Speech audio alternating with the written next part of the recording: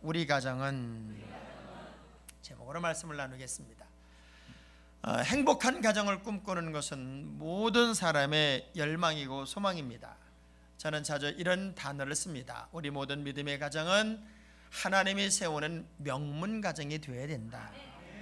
가정에서 웃음꽃이 피어나고 아름다운 화목이 넘치고 기쁨의 이야기가 만들어지고 아름다운 간증거리가 쏟아질 수만 있다면 그 가정이 얼마나 행복한 가정이 되겠습니까? 근데 애석하게도 정말 행복한 가정을 만든다, 그리고 정말 아름다운 사람들이 되어간다고 하는 것은 참 많은 노력이 필요하겠다 하는 생각이 들어요. 왜냐하면 성경을 보면 아브라함의 가정부터 요셉의 가정에 이르기까지 완벽한 가정이 없어요. 그렇게 믿음이 좋은 가정이라도 아이들 때문에 늘 문제가 생기고 부부간에 문제가 생기고, 그리고 이런 가정엔 그런 일이 일어나면 안 될 것 같은 일들이 믿음의 좋은 가정 속에서도 일어나는 것을 보면은 정말 완벽한 가정, 누가 보아도 이 가정은 특별하다라고 할 만큼 완벽한 가정을 만든다는 것은 참 많이 어렵겠다 하는 생각을 해봅니다. 그렇지만 하나님의 뜻이 있을 것 같아요.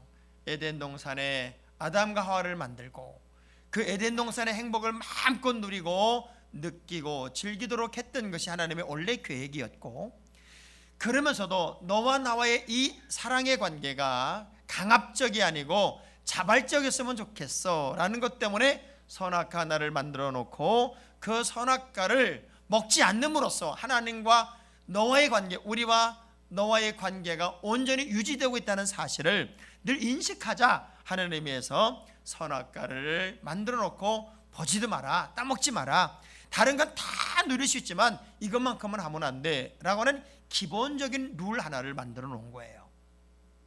근데 해석하게도 하와가 선악과를 따먹고 남편에게 먹이고 그러면서 가정의 모든 행복이 무너져 버려요. 그리고 기쁨도 사라지고 부부간의 사랑도 무너져 버리더란 말이죠. 어찌됐건 행복이라고 하는 것은 가정 속의 균형이 잘 잡혀야 되는 것이다. 그래서 아가서장 15절의 말씀을 보면 특별한 이런 말씀이 있어요. 한번 읽어볼까요? 시작. 우리를 위하여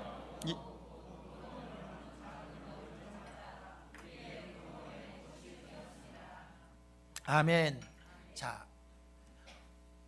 솔로몬과 술람미 여인이 사랑에 푹 빠졌어요. 그런데 그 사랑을 회방하는 조건들이 만들어져요. 그것을 우회적으로 이렇게 표현해요. 포도원 안에는 이제 열매를 맺기 위해 포도나무에 꽃이 활짝 폈다. 그런데 그 포도 우리 안에 작은 여우 한 마리가 돌아다니면서 포도나무로 올라갔다 내려갔다 하면서 꽃을 떨어뜨린다. 그 꽃을 떨어뜨리면 결국 열매가 없다. 이렇게 아름다운 포도원을 헐고 있는 저 작은 여우를 잡아내라, 저 작은 여우를 솎아내라, 그 얘기예요. 여러분, 이거는 어느 단체나 다 동일한 겁니다. 교회도 교회 공동체 사랑 화합 아름다운 기쁨을 여는 여우가 있으면 솎아내야 되는 것이고, 가정에서도 가정을 파괴하는 어떤 작은 조건들이 막 자꾸 만들어져서 가정의 화목을 파괴하는 작은 여우가 있다면 그걸 잡아내지 않으면 행복은 없다고 하는 거예요. 그래서 여러분의 가정은 정말 언제나 웃음꽃이 만발하고 기쁨이 넘치고 행복이 넘치고 만나면 즐거운 아름다운 공동체를 만들기 위해 작은 여우를 잡아내야 돼요. 균형이 깨지게 하는 것을 솎아내야 된다, 그 얘기입니다. 그런 의미에서 가정은 향기가 언제나 풍겨나야 되고 아름다운 열매가 나야 되는데 그 작은 여우들이 뭘까? 아주 사소한 것 같은데 이 작은 여우들이 가정을 허물고 있다고 하는 거예요. 엄마가 아이가 돌아올 때쯤 돼서 친구를 만나러 가기 위해 아이를 받아낼 수가 없으니까 냉장고에다가 이렇게 구구절절 글을 써놨어요. 너 집에 오자마자 할 일 냉장고 열어서 두 번째 칸에 우유 먹고, 그리고 뭐 어디 가고 뭐 쭉 써놨어요. 그리고 맨 마지막에 중요 표시를 해놓고 이렇게 말합니다. 혹 아빠에게 전화가 오면 엄마 잠깐 당장 지금 나갔다 그래라. 자, 이 아이는 매일같이 그렇게 쇠뇌가 됩니다. 그래서 아빠에게 전화가 오면 지금 나랑 같이 있다가 금방 나가셨어요. 이 거짓말이 일상이 됐고 자연스러워졌습니다. 이 아이는 결국 거짓말쟁이가 되었고 거짓말이 아주 쉬워졌습니다. 어느 목사님 가정에 강아지 한 마리가 들어왔대요. 그런데 그 강아지가 너무 예쁘게 생겼더래요. 그래서 강아지를 이렇게 돌보는 중에 그만 정이 들었어요. 그리고 아이들은 그 강아지에 폭 빠져버린 거예요. 얼마큼 있다 보니까 전단지가 막 동네방네 붙는데 보니까 그 강아지를 찾는 전단지예요. 이미 정이 들어버린 아이들에게서 이 강아지를 뗀다는 게 어려웠던 이 목사님은 강아지 머리에서 머리털 몇 개를 뽑고 그리고 옆구리에 물감을 칠해서 물감을 들여서 이제 다른 모양의 강아지로 만들어 아이들에게 보여주면서 절대 못 찾겠지? 절대 주인이 이 강아지가 자기 강아지인지 모를 거야. 그리고 그 강아지를 길렀답니다. 그렇게 말을 잘 듣던 아이들이, 그렇게 순수하던 아이들이 어느 날부터인가 점점점 변질이 되기 시작하고, 목사인 아버지도 믿을 게 못 되네. 신뢰가 무너지며 모든 가정의 기준이 깨지고 있더라고 하는 거예요. 여러분이 일상적으로 하고 있는 그 거짓말들, 일상적으로 하고 있는 그 화를 내는 모습들, 이런 것들이 아름다운 공동체를 깨고 있어요. 그리고 여러분의 가정의 자녀들을 무너뜨리고 있고 우리의 가정의 행복을 다 갈갈 찢어놓고 있다는 사실을 잊으시면 안 돼요. 그래서 기분적으로, 감정적으로 어떤 일을 하려고 하는 사람들 때문에 삶이 무너져 버려요. 저는 시편 128편을 보면서 참 부럽다는 생각이 들어요. 어떻게 이런 가정이 가능할까? 어떻게 이런 아름다운 시편을 쓸 수 있었을까? 저는 이 말씀을 듣는 여러분 모든 가정이 다른 사람들에게 어쩌면 그렇게 아름다운 가정을 만드셨어요. 어쩌면 그렇게 멋진 아내, 멋진 남편, 멋진 자녀가 여러분의 가정의 구성원이에요. 이 소리를 듣는 부러운 가정이 됐으면 좋겠어요. 아멘 하는 사람만 꼭 그랬으면 좋겠어요. 지금 말고 아까 하신 분들만 그랬으면 좋겠어요. 자, 어떤 전자제품을 사요. 그러면 그 전자제품에 따라오는 게 뭐냐면 제품 설명서라는 게 제품 설명서. 지금 여기 있는 여러분들 중에는 대부분 스마트폰을 가지고 있습니다. 그래서 그 스마트폰에 줄 수 있는 어마어마한 혜택들이 있음에도 불구하고 전화 걸고 전화 받고 문자 보고 문자 보내는 거 말고는 전혀 할 줄 모르는 대다수의 사람들이 여기 비싼 스마트폰을 들고 폼을 잡고 앉아 있습니다. 저는 왜 그걸 들고 다니는지 이해가 안 됩니다. 그 비싼 것을. 저는 아이폰이 처음에 세상에 나왔을 때 그 아이폰을 사서 아이폰이 바뀔 때마다 계속 봐요. 저는 아이폰으로 지금까지 옵니다. 그래서 아이폰이 주는 모든 혜택을 제가 한 손으로 다 보고 미국을 가고 터키를 가고 어딜 가도 내가 말이 안 통하면 그걸 가지고 다 번역을 해서 터키 사람하고 대화를 하고, 터키 운전수가 길 잊어먹어가지고 그러니까 그 아이폰 가지고 길 찾아줬다고요. 길 찾아주고, 미국에 가든지 간에 한국 드라마를 다 보고 우리 교인들 교적 관리가 다 되고 있고 그 아이폰 하나를 가지고 별의별 것을 다 할 수 있어요. 엄청난 매뉴얼이 있는데 대부분 사람들은 물건을 떡 사면 제품 사용 설명서를 안 본다는 거예요. 안 보고 내가 알고 있는 수준에서만 그것을 쓰려고 합니다. 키고 끄고 밥하고 밥 푸고. 그래서 밥솥 하나가 주는 엄청난 혜택도 다 누리지 못해요.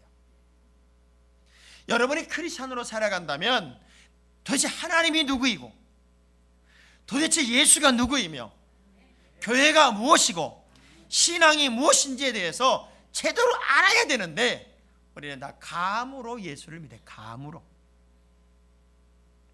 그래서 우리가 진짜 믿음의 가정은 어떤 믿음의 가정이 되어야 되느냐 하는 첫 출발, 매뉴얼의 출발점이 1절에 있습니다. 자, 시편 8편의 1절 말씀을 한번 28편의 1절의 말씀 한번 읽어볼까요? 1절 크게 시작. 할렐루야. 첫 섬은 출발이 여호와를 경외하며 그의 길을 걷는 자마다 이렇게 되어 있습니다. 경외는 존경의 마음이고 존중의 마음이니까 누구나 할 수 있습니다. 나 하나님 믿어요, 나 예수 믿어요, 나 교회 다녀요, 나 말씀도 들어요, 성경도 봐요. 존중의 마음으로 할 수 있는 경외의 모습은 누구나 할 수 있습니다. 그러나 정말 중요한 게 뭐냐? 그 길을 걷는 자마다 라는 말이에요. 기독교는 십자가의 종교예요. 화려한 예수만을 꿈꾸는 게 아니란 말이에요. 때로는 십자가를 져야 하고 고난의 짐을 짊어져야 되고 내가 아닌 남을 위하여 내가 희생하고 헌신하며 나보다 남을 더 낮게 여겨야 하는 거룩한 희생이 우리에게 필요합니다.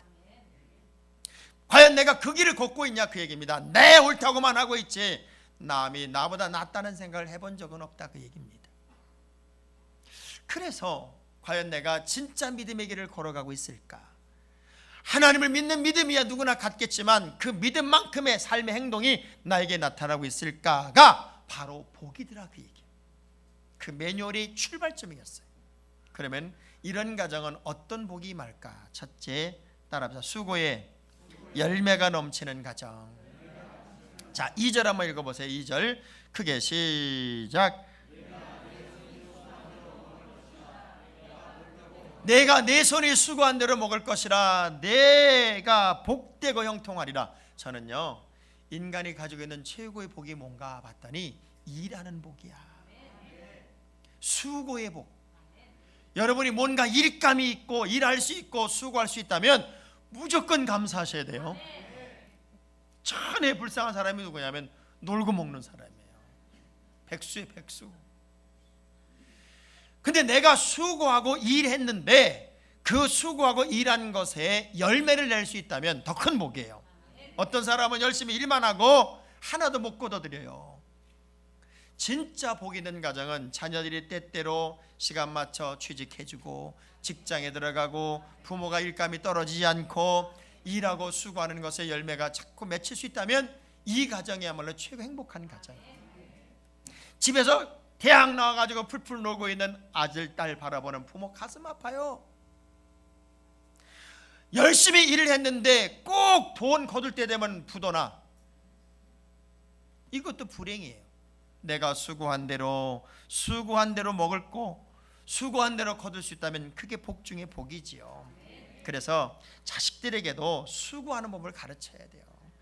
아무리 내 아이가 귀하고 아무리 내 자식이 소중해도 이 아이들 거저먹고 살게 하면 안 돼요. 우리 큰아이에게 제가 가끔가다 전화를 해요. 아들아 용돈 필요하냐? 그러면 꼭 이렇게 말해요. 아빠 지금 내 나이가 몇 살이에요? 네 나이 몇 살이냐? 이제 26밖에 더 됐냐? 너 아직도 대학원생인데 뭐. 지금 제가요 아빠한테 용돈 받았을 사람이 아닙니다. 내가 아빠한테 용돈 드리기 나를 기다리고 계시지 나한테 용돈 준다고 그러지 마세요. 자기가 몇몇 아이들 레슨하고 있고 학교에서 아이들 가르치고 있기 조교 역할을 하고 있기 때문에 학교에서 1,000불 따로 나오지요. 내가 아이들 가르치면서 한 1,500불 정도 벌지요. 그럼 2,000불 이상을 내가 버는데 내가 방세 내고 내 용돈은 충분합니다. 그러니 걱정하지 마세요. 어머니날이라고 둘째가 편지를 우리 집사람한테 보냈더라고요.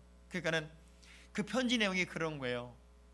미국 생활을 하다 보니까 5월 8일 어버이날이라는 걸 잊어먹고 있고 이제 주일날 마더스데이는 기억이 나서 엄마한테 편지를 보낸다는 거예요. 그런데 엄마 내가 이번에는 사례비도 받고 그랬으니까 선물을 보내드릴게요. 그리고 이제 편지를 보낸 거예요. 그러니까 우리 아내가 전화를 바로 걸어서 너 죽을래? 니네가 학비 안 갖다 쓰고 용돈을 안 갖다 쓰고 미국 생활 건강하게 살고 있는 것만으로도 우리에게는 선물이야. 굳이 뭘 사서 보내지 마. 아유 내가 그걸 미리 알았으면 가만두라고 그랬었는데. 어찌 보면 아이들에게도 노력이 필요하고 수고가 필요하고 수고해야 대가가 있다는 사실을 알려줘야 되거든요. 어떤 아버지가 자식들을 불렀어요. 그리고 아들에게 이렇게 얘기합니다. 너희들이 수고해서 금 한 입을 나한테 가져와라. 그러면 내가 너희들에게 응분의 상을 준다. 내 자산을 이제 나눠줄 거다. 그러니까 금 한 입만 가져와라. 그랬더니 이 큰아들 녀석이요, 옆집 가가지고 금 한 입 빌려다가 아빠한테 내놓는 거예요. 그건 아버지가 그 한 입을 집어던지면서, 이놈아, 네가 벌어서 가져오지, 꼬우는 게 네가 네 수고가 아니지 않냐. 그리고 집어던지니까 아무 소리 못하고, 야, 우리 아버지 귀신이다. 그걸 어떻게 알았을까? 이제는 내가 좀 더 멀리 가서 우리 아버지와 아무 관계가 없는 친구한테 돈을 좀 빌려야 되겠다. 빨리 가가지고 금 한 입을 또 빌려다가 아빠한테 탁 내놓으니까 또 집어던지는 거예요. 네가 나를 속이냐? 야, 이놈아, 이게 네가 수고한 돈 아니잖아 하고 집어던지니까 또 꼼짝을 못해. 야, 이래가지고 도저히 안 되겠다. 그래서 진짜 내가 금 한 입을 좀 벌어야 되겠다 생각을 해보니까 이게 일하지 않으면 안 되는 거거든요.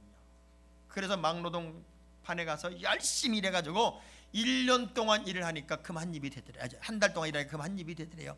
진짜 일 안 하던 이 아들이 너무 열심히 일하는 바람에 살이 쏙 빠지고 막 얼굴이 까매지고, 그래서 금 한 입을 딱 아버지한테 갖다 주니까 아버지가 그걸 씹어 던지면서, 이게 진짜 이러면 네가 벌어온 거 아니잖아 하고 금을 확 집어 던지니까 이 아들이 벌떡 일어나면서, 왜 내 돈 던져요? 왜?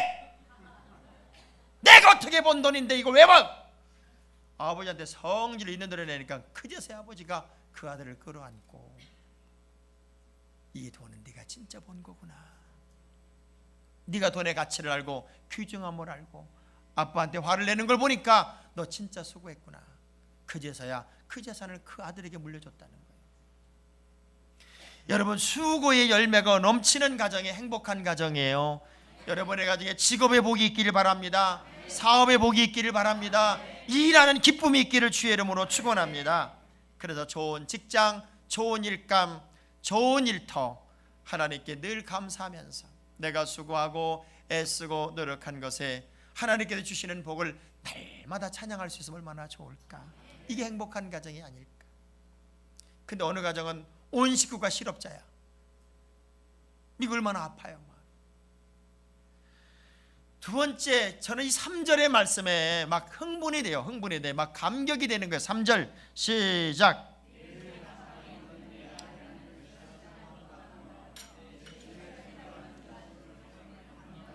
남편이 아내를 바라보고, 아빠가 자식을 바라보고, 엄마가 아이를 바라보고, 아이가 부모를 바라보는데 전부 다가 아름다운 거예요. 야, 남편이 부인을 바라보면서, 내 아내는, 안방에 있는 내 아내는 결실한 포도나무 같으며. 여러분, 이런 소리 좀 들어봤어요? 하와가 탁 올 때 내 살 중에 살, 내 뼈 중에 뼈라고 막 감격했던 아담의 그 고백처럼, 지금도 여러분을 바라보며 신랑이, 오 나의 달링, 가장 이 지구상에 예쁘고 아름다운 여인이요, 막 이런 소리를 들어야 되는데 어째 이렇게 살이 찌는 거요? 뭐 이렇게 배가 나왔어? 남편이 아내의 자리에 있는 아내, 안방에 있는 아내라는 의미는 뭐예요? 가정을 책임지고 있다, 그 얘기예요. 우리 집을 책임지고 있어요. 현숙한 아내는 그 집을 세운다 그랬어요. 그래서 아내의 자리를 온전히 지키는 아내는 그 집을 세웁니다. 그런데 결실한 포도나무 같다는 얘기는 이스라엘을 포도나무로 비유한 경우가 참 많이 있는데, 포도나무는 열매를 많이 내요. 그래서 다산의 상징이기도 해요. 아이를 잘 낳는 아내의 모습이기도 하고, 그리고 풍요를 만드는 아내의 모습이기도 하다, 그런 의미예요. 그래서 아내를 이렇게 쳐다보면, 야, 우리 아내는 살림도 잘하고 마음도 곱고 향기도 나고 풍요롭게도 만들고, 어쩌면 저렇게 아내가 아내 역할을 제대로 하고 있을까 하고 남편이 감격하며 이야기하는 게 결실한 포도나무 같고, 이 이야기예요. 자, 옆에 있는 사람이 아내라고 생각을 하고 이렇게 한번 축복해봐요. 나는 당신을 만난 게 인생의 최고의 복인 것 같아요. 인정을 안 하는군요. 인정을 안 해야죠.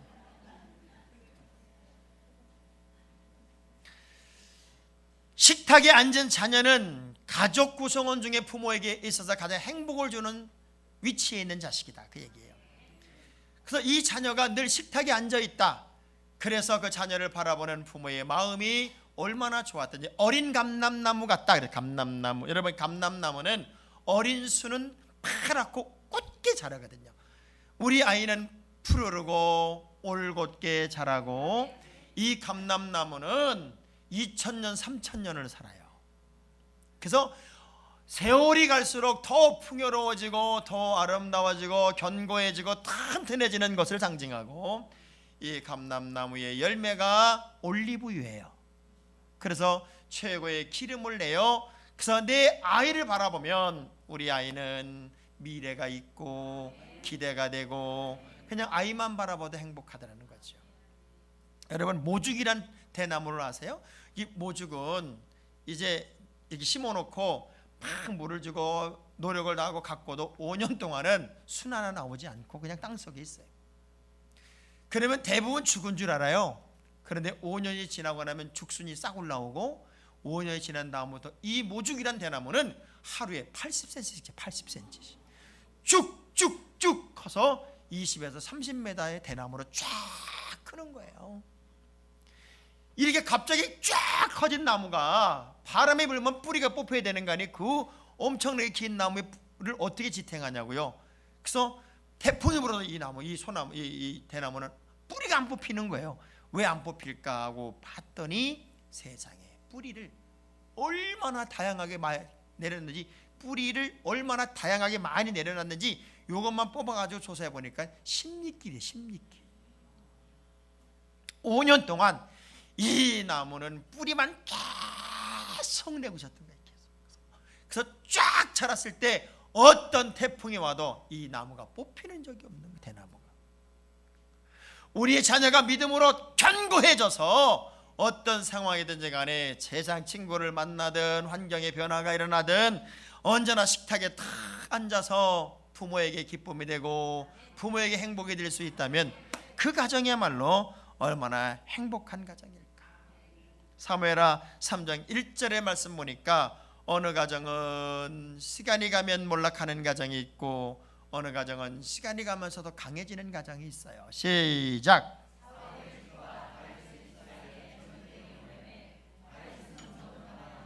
사울의 집은 점점, 저는 오늘 여기 있는 여러분의 집이 점점 강해지기를 바랍니다. 점점 나아지길 바랍니다. 점점 좋아지기를 주의 이름으로 축원합니다. 우리는 하나님의 법칙에 따라 사는 사람이지 여러분의 관계 기준에 따라 사는 사람들이 아니에요. 그래서 이번에 뭐 지방선교한다 막 한다고, 제가 다 면면을 보니까 전과자가 70%래. 전과가 없는 사람이 하나도 없더라고. 거의 전과 8범, 전과 4범 다 있어. 전과 없는 사람만 해도 기적이요. 재산들도 많더라. 재산들도 많아. 제가 여러분에게 꼭 부탁합니다. 여러분은 정치 나가지 마세요. 전과 다 나와. 재산도 다 나와. 여러분이 살아온 삶의 방식이 다 나와. 여러분은 그냥 예수만 잘 믿어. 그리고 우리는 좋은 사람 뽑는 데만 머리를 그냥 맞대자고. 옆 사람 악수하면서 국회의원 안 하길 잘하셨어요. 국회의원 안 하길. 대통령 안 하길 잘하셨어요. 아유, 요즘 박근혜 대통령 아주 불쌍해 죽겠어. 불쌍해 죽겠어. 아, 무슨 놈의 나라가 이렇게 중간 방패막이가 없냐? 그냥 뭐 무슨 사건 터지면 바로 대통령으로 넘어오는 나라가 어디 있어? 저는요, 제일 나쁜 게 나가라는 게 제일 나쁜 거예요. 나가라는 것보다 더 무서운 게 뭔 줄 알아요? 지켜보겠다 이거거든. 이 나라가 이 지경이 됐으면 온 국민이 나가라 하야하라가 아니라 대통령 이런 문제를 어떻게 푸는지 지켜보겠소 하고 문제를 풀어보시오 하고 우리가 감시자가 돼야 이게 나라가 변화가 되는 거지. 아니, 없어지면 문제 해결되냐고. 사람 몇 사람 나가면 끝나면 똑같은 일이 반복이 될 거 아니야. 그럼 자꾸 나가라고 그래. 지켜본다고 그래야지. 제대로 하나. 제대로 안 하면 가만 안 두겠다고 막 그래야 될 거 아니에요. 우리 한번 연습이라도 한번 해봅시다. 한번 제대로 한번 해보세요. 이제 지켜보겠습니다. 뭐 이래야 되는데 우리 문화 자체가 참 이상한 문화예요. 그냥 없어지려는 거예요. 여러분, 애가 몇 번 잘못했다고 나가. 그렇게 나가면 어떡할 거예요? 부모가 잘못했다고 너 나가! 그럼 어떡할 거냐고. 나가는 게 중요한 게 아니라 어떻게 바꾸느냐를 봐야지. 우리가 감시해야지. 그리고 여기서 죄 없는 사람이 어디 있어요? 유병환 같은 놈이 다 우리요. 우린 사기 안 쳐요? 여러분도 사기 치잖아. 여러분도 거짓말하고, 여러분도 정직하지 않고, 여러분도 승질 부리고 있고, 새치기 하는 거 되게 좋아하잖아 지금. 결국 이 땅에 누가 누구 잘못했다고 그럴까? 하나 없어요. 저 세월호 300명 저 아이들 죽음 헛되게 하지 않으려면은 몇 사람 나가라 잘라라 그게 아니라 이 나라의 근본적인 문제를 수술하는 거야.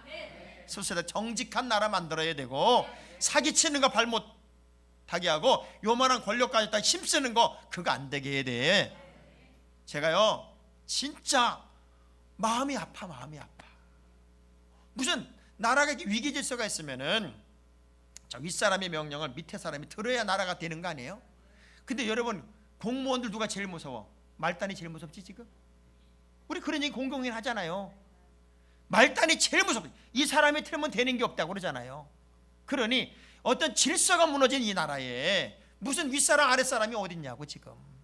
그래서 우리는 다른 거 할 것 없어. 여러분이 대통령 안 하고 국회의원 안 하면 우리부터 정직해지면 돼. 다시 한번 악수하면서 대통령 하지 마세요. 힘들어요. 그래서 우리 집이 날마다 강해지고 날마다 좋아지고 날마다 잘 돼야 돼요. 성전의 영화를 함께하는 가정이 돼야 된다. 자, 저는요 4절의 말씀 보세요. 4절 여호와를 경외하는 자는 이같이 복을 얻으리로다. 여호와께서 시온에서 내게 복을 주실지어다. 너는 평생에 예루살렘의 번영을 보며. 다른 교회 교인보다 성안교회 교인들은 정말 복받은 분들이에요. 성전의 영화를 보잖아요. 여러분 수십억 인구 중에 내가 살아있는 이 동안에 성전을 짓는 특권을 누릴 교인들이 얼마나 되겠습니까? 그리고 번영하는 교회, 번성하는 교회, 성장하는 교회를 바라보는다는 게 얼마나 큰 은혜고 복이겠냐고요. 예루살렘의 번영을 보고 성전의 화려함을 볼 수 있다.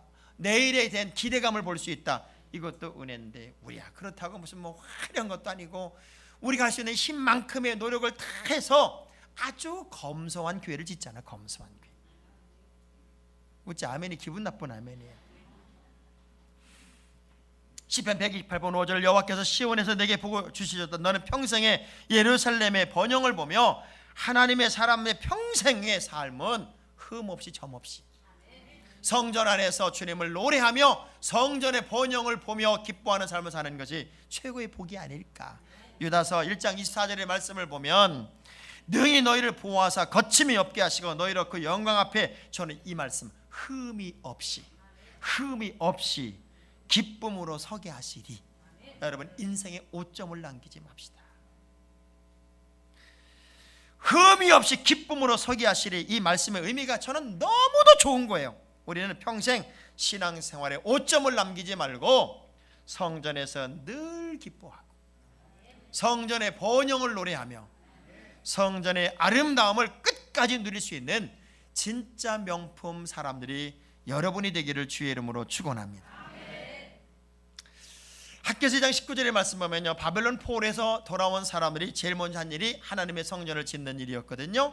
하나님의 성전을 세우고 나서 너무너무 행복한 그들을 향하여 이렇게 하나님께서 축복합니다. 시작. 곡식종자가 아직도 창고에 있느냐? 포도나무, 무화과나무, 석류나무, 감람나무에 열매가 맺지 못하였느니라. 그러나 오늘부터는 내가 너희에게 복을 주리라. 성전 건축과 함께 하나님께서 복을 쏟아주시겠다는 거예요. 자 보세요. 어떤 아버지가 자식들 5남매를 불렀어요. 그 아버지는 크게 사업을 하는 분이에요.